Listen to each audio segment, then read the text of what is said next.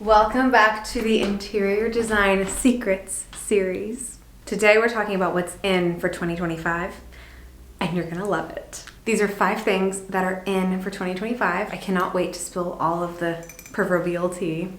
Welcome back to Oh So Lovingly, where life imitates art, discovering beauty in the everyday. With whimsy and elegance around every corner, we are continuing in our Interior Design Secrets series with what's in for 2025. I'm also bringing you along for some fabulous adventures, pressing flowers and going to the farmer's market. Let me know in the comments where you're watching from. I'm so happy you're here. Join me as we take in the beauty of the world slower and more intentionally, because there is beauty all around us.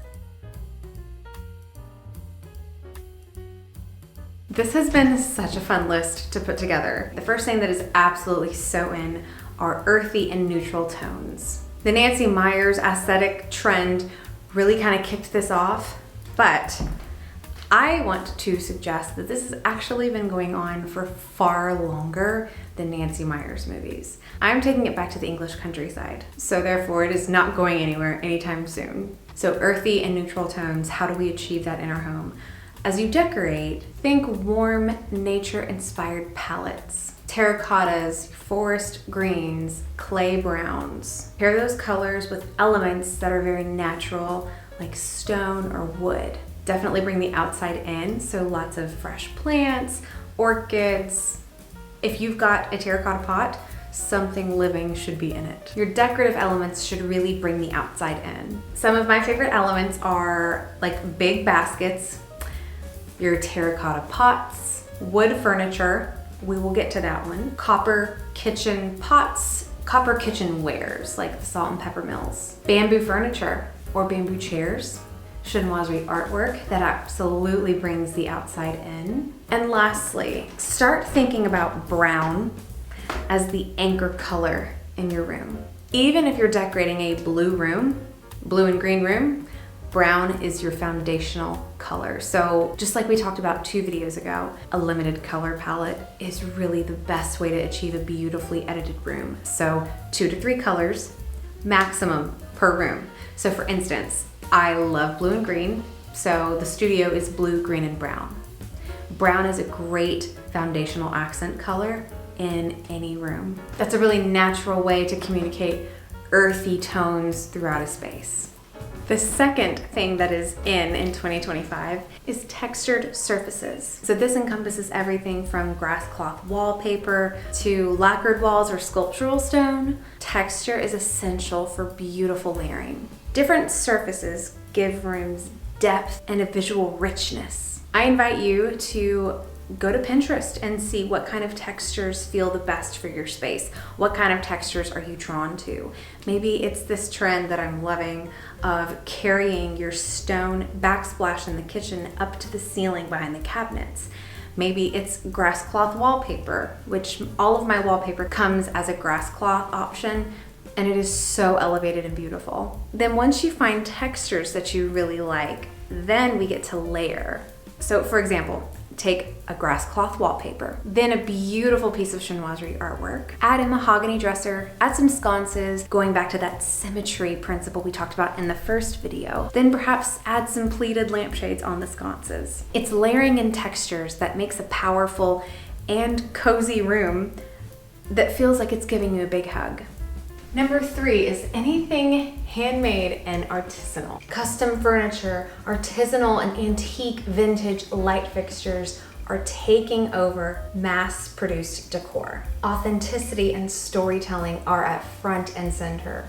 A lot like my chinoiserie artwork, which is available on my website. It absolutely tells a story. Every piece that I create has so much love poured into it, and they're so beautiful to add to your home. They just bring so much to any space. And so those are the kind of things that are really going to get people's attention when they walk in your home. Like, oh, that's unique. I've never seen this before. Now, a home should not be decorated in a day or a year. I cannot stress that enough. You start with things you love. Find the things that make you feel truly at home and build on those things. That takes time. And people can tell when, I can tell when a house has been decorated by just a decorator or by a homeowner who was in a rush to get it decorated and did it in a few months. I can tell. There's a very distinct difference in homes that are lovingly curated over time and homes that are rushed. Because if we're talking about custom furniture, antique furniture, we're talking about things that have a higher cost. Now, I absolutely am a proponent of buy once and buy well. But if you're decorating a home, you can't realistically like buy custom furniture every month. We do need to also steward our finances well, and that does need to come together slowly. Some places I love to shop for like a custom bespoke vibe are things like Le Chateau here in Atlanta, custom furniture that looks like it came right out of a chateau in France. I love Etsy for like custom linens. That's a great resource. You could even get my spoonflower fabric and send it to someone on Etsy who could do a customized tablecloth for an entryway or something really special. I always have said this, and I always will, estate sales and antique stores and even thrift stores. Talk about something you can't buy anywhere else. Or, and I love this too, finding little online shops that have really elevated decor pieces. I really like Colleen & Company for lighting, beautiful lighting pieces. I love Ballard Designs. They have really beautiful special items that just feel curated. I love Cherish for sourcing antiques. I love Society Social.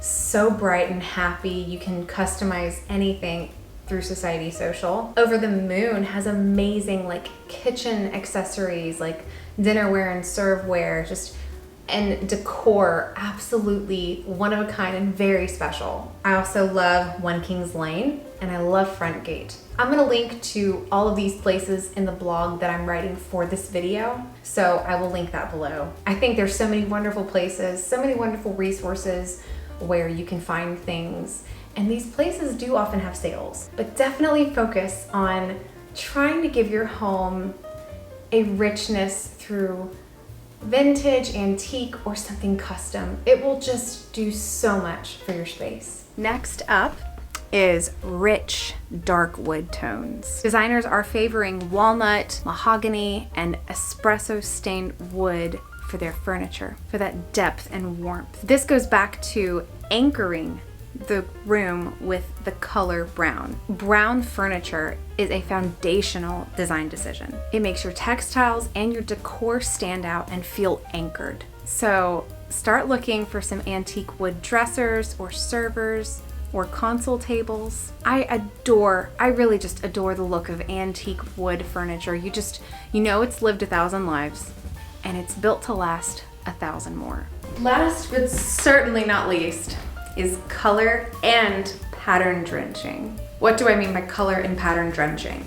So it could be as simple as painting your trim around your doors and your ceilings and your baseboards the same color as your walls. Or it could be as complicated as doing a full room color saturation, lacquered walls, trim and textiles in the same bold hues. Both of these things really do make your rooms feel bigger and more edited. If you don't feel ready or confident enough to make that big of a design decision, make a mood board in Canva. Go on Pinterest and see how other people are already doing this and play around with it until you get happy with it. Color drenching gives a maximalist space a bold architectural backbone. Now next week, I'm doing a whole video on how to do pattern drenching. It's not complicated once you see it, but it does take a little further instruction. So pairing patterns with each other and how to pattern drench a room. It's a big decision because fabric and textiles are a big expense. So you want to feel really confident going in to pattern drenching a room, knowing that it's going to come out in a beautiful way. So that video is coming next week, and I'm so excited to tell you all the secrets of textile design. But I will say one thing, don't be scared of your design decision. If it feels right to you and you've ordered your samples, you've done your test swatch, you're ready to go, you're ready to move forward, you've tested it in the lighting at all hours of the day, you can be confident to move forward. And it's going to be beautiful because you have picked it out, and just trust the process. I will tell you this, if you are in the process of designing a room, there's always a messy middle.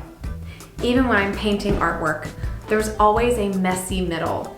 My paintings always go through an awkward teenager phase where it's like, oh, the details aren't even ready yet. I'm just now building I'm building the bamboo. The shading isn't in yet. I'm not sure how this is gonna work out in the end, but you have to trust yourself through the messy middle. Designing a room is very similar. It'll be, oh, I'm so excited to see this come to life.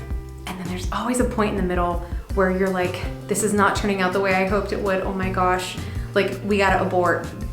That temptation will be there, but just stay the course and trust your instincts, and don't be scared. Don't be scared once you make that decision. I hope these 5 things that are in this year get you inspired to do more fun things in your house, and even if it's just to start looking at things that you admire and start putting together an inspiration board on Pinterest, and just start building that confidence that you can also create a home that you adore. And so today, I'm so excited. I actually teased this in the last vlog. I'm gonna be doing something that is so artisanal and bespoke with you today. I'm going to be pressing some hydrangeas. I am so excited. Okay, so I literally just said this in the last vlog that I wanted to get into pressing flowers. So I started doing a little research on like how to press hydrangeas. It's actually so much easier than I imagined. I'm doing this with things that are already in my kitchen. So I'm going to dip you down and show you my setup for pressing hydrangeas. So when you're pressing hydrangeas, what you actually do is cut off the very top petals, and I'll show you exactly what I mean in a minute. But this is how you get the result that I'm gonna pop on the screen. So these are the little buds that you press, and I set those aside. I am taking my time and finding the really big ones, the really colorful ones, the ones that seem strong, because some of them are a little brittle, and it's harder for you to press the ones that are a little more brittle, like if they have petals that look like they're hanging on by a thread. I typically discard those. And these hydrangeas are at the tail end, so we've enjoyed them for about 2 weeks. So I really want to press them while they look amazing. And I'm gathering them all up, and I kind of set them aside, and this process actually does take a little bit longer than I anticipated, so just know that when you plan to do this.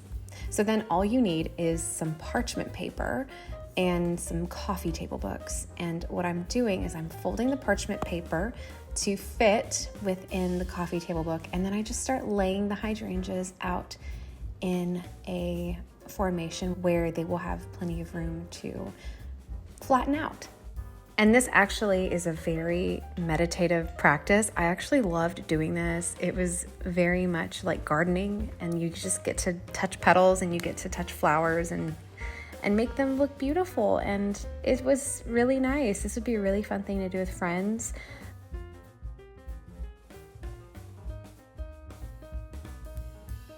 So then you close the book very gently, making sure the petals look good. And then I made sure I had that book at the bottom of a stack.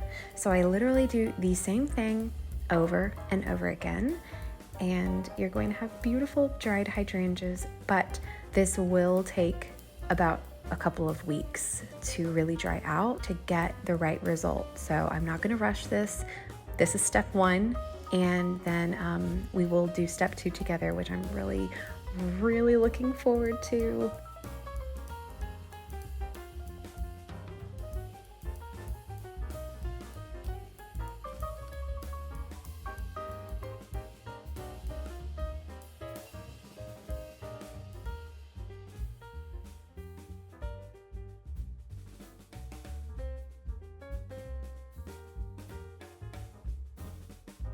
All right, I've got a little bit of time before dinner to teach myself Photoshop. I am not completely done learning Photoshop, but I have started. I've wanted to offer my Chinoiserie panels in multiple colorways for you guys, and Photoshop really is the best way to do it. My friend Diane Hill was telling me how she does it, and so I am diving into the world of Photoshop. I really just want to give you guys more options of colors in my panels, and I would love to hear from you here. What are some colors, different colorways that you would like to see in my artwork? So please let me know in the comments below. I would love to hear your thoughts, and I'll show you on the screen the colors that I'm thinking of for the different colorways for the panels. So I'm working on this in Photoshop for the next hour or so. I think I'm at a good stopping point. I've got to get ready for an exciting dinner tonight. We're going to 𝑶𝑷𝑬𝑵 for Steven's birthday. So I'm going to show you what I have planned to wear for that. Okay, who's surprised? Who's surprised that I'm wearing this dress for dinner tonight? I do adore this gorgeous Chinoiserie dress. It's so perfect. And I'll show you the shoes and the bag. Love this cane bag. I need to transfer my things into this bag for tonight. But I just love this look. I'm so excited. These are just perfect accessories. These are neutral. I love the neutral shoes. I love a pointy toe flat. It is so elongating and slimming, and it's just great. It's so comfortable too. I'm gonna tell you about tonight while I move my purse. This is a group of 8 of us. 8 of us. So Steven and 3 of his good friends all have birthdays within like a month and a half of each other. So every year we do something fun with like all 8 of us, and it's so much fun. So we are gonna go hang out tonight. I can't wait to catch up with everybody. It's been too long. We go to church regularly with one of the couples, so we get to see them all the time. But the other 2, it's just been too long. I'm so excited. So come with us to 𝑶𝑷𝑬𝑵.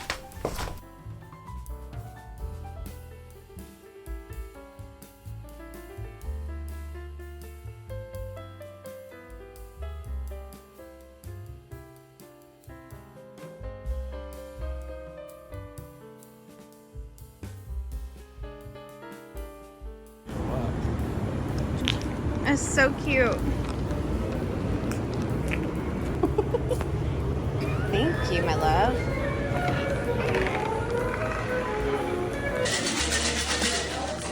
Cute. I love this candle. The water is so clear today. I feel like you can see right through it.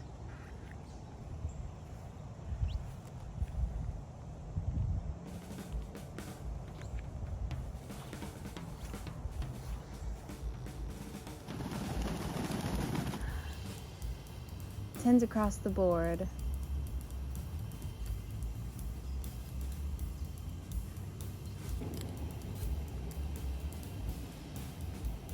Go.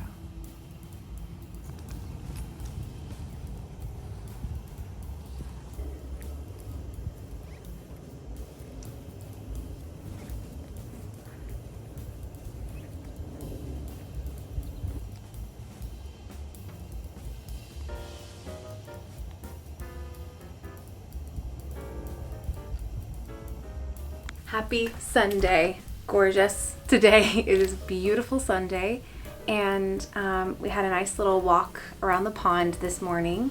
I'm obsessed with this dress. I'm once again just living in this 𝑐𝑷𝑬𝑵 by Vera beautiful white dress. It's just a cotton, beautiful, easy dress. I love it so much. So today we're going to church and then Floral Park Market.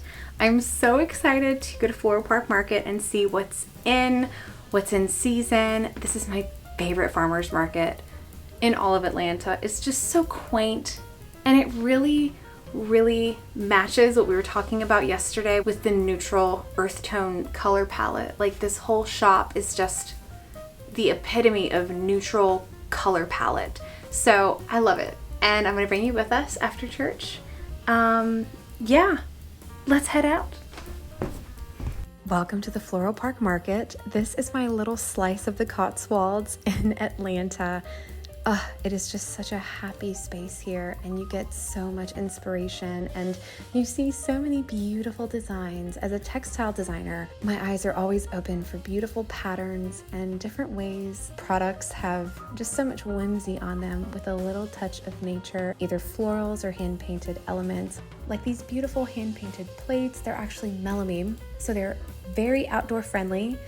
Love those so much. They have a lot of great cleaners, and oh my goodness, if you need a gift or a last minute hostess thing, you're heading off somewhere, stop into Floral Park Market. You will be absolutely thrilled that you did. They have something for everyone here. I love seeing their imported goods. They have cookies and things that you can only get like here or in France. The flowers are always immaculate, and they have ready-made bouquets. The zinnias were popping. Loved seeing all of the new things they had out.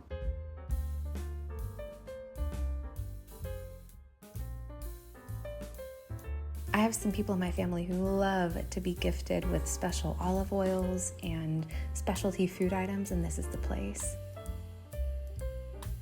So we are back in the cold room, and this is where the flowers live. And oh my gosh, there's always something so magical to find. They always have peonies well before and well after the season has ended. I don't know how, but they do. And the alliums are just magnetic. Gosh, they're so beautiful. I just can't imagine a happier flower than the allium.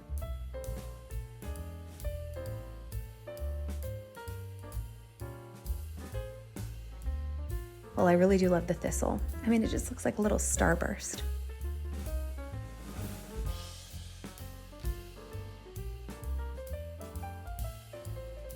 I loved it. I had to show you a close-up of the alliums because they just look like little sparklers. They're so happy. It was a wonderful outing, and we picked up a couple of butter beans, which are lima beans, which are amazing. My mom's recipe is amazing.